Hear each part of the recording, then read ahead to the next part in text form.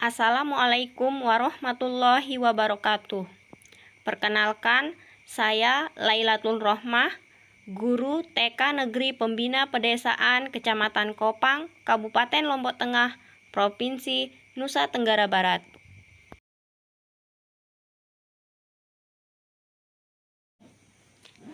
TK Negeri Pembina Pedesaan Kopang terletak di Desa Kopang Rembiga, Kecamatan Kopang, Kabupaten Lombok Tengah.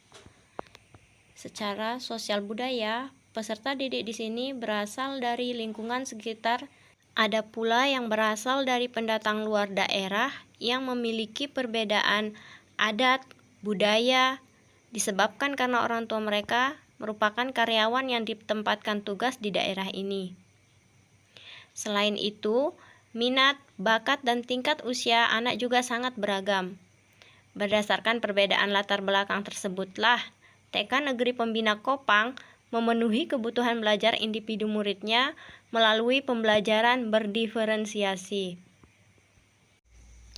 Pembelajaran berdiferensiasi merupakan pembelajaran yang memetakan kebutuhan belajar individu muridnya. Pemetaan kebutuhan belajar murid ini dilihat dari 3 aspek, yaitu kesiapan belajar murid, minat belajar murid, dan profil belajar murid.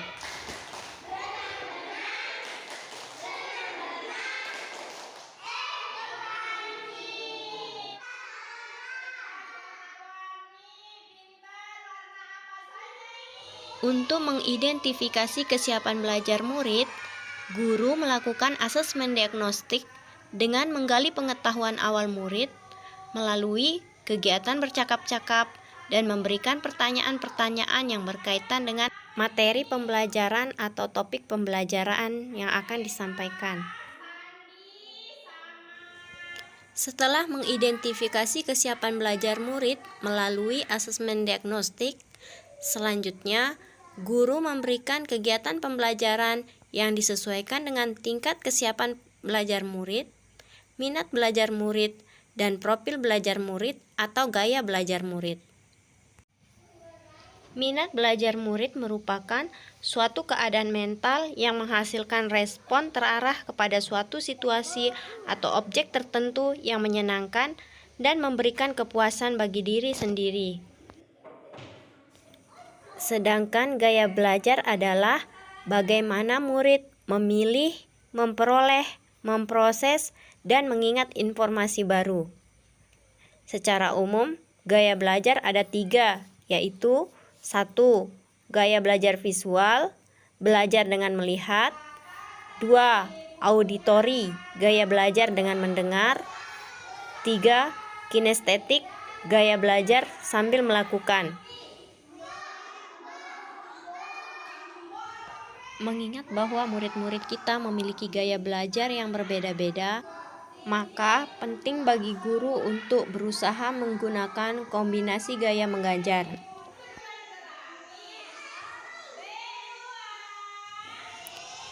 Terdapat 3 strategi pembelajaran berdiferensiasi, yaitu 1. Diferensiasi konten, berhubungan dengan apa yang kita ajarkan kepada murid-murid kita. Diferensiasi proses, mengacu pada bagaimana murid memahami dan memaknai apa informasi atau materi yang dipelajari. Diferensiasi produk, berupa hasil pekerjaan atau unjuk kerja yang harus ditunjukkan murid kepada kita. Dalam praktik pembelajaran berdiferensiasi, proses penilaian memegang peranan yang sangat penting. Guru diharapkan memiliki pemahaman yang berkembang secara terus-menerus tentang kemajuan akademik murid-muridnya, agar ia bisa merencanakan pembelajaran sesuai dengan kemajuan tersebut. Dalam praktik pembelajaran berdiferensiasi, penilaian formatif memegang peranan yang sangat penting. Penilaian formatif dilakukan saat proses pembelajaran masih berlangsung. Penilaian formatif ini bersifat memonitor proses pembelajaran dan dilakukan secara berkelanjutan serta konsisten, sehingga akan membantu guru untuk memantau pengetahuan, pemahaman, dan keterampilan murid yang berkembang terkait dengan topik atau materi yang sedang dipelajari. Hasil dari penilaian ini akan menjadi sumber yang sangat berharga untuk mengidentifikasi atau memetakan kebutuhan belajar murid. Sehingga lewat proses ini, guru akan dapat mengetahui bagaimana ia dapat melanjutkan proses pengajaran yang ia lakukan dan memaksimalkan peluang bagi tercapainya pertumbuhan dan kesuksesan murid dalam materi atau topik tersebut. Bentuk penilaian formatif yang saya gunakan di TK Negeri Pembina Pedesaan Kopang ini berupa checklist capaian perkembangan anak, lembar observasi, dan buku catatan anekdot. Demikianlah penerapan pembelajaran berdiferensiasi yang saya lakukan di TK Negeri Pembina Pedesaan Kopang. Semoga bermanfaat. Wassalamualaikum warahmatullahi wabarakatuh.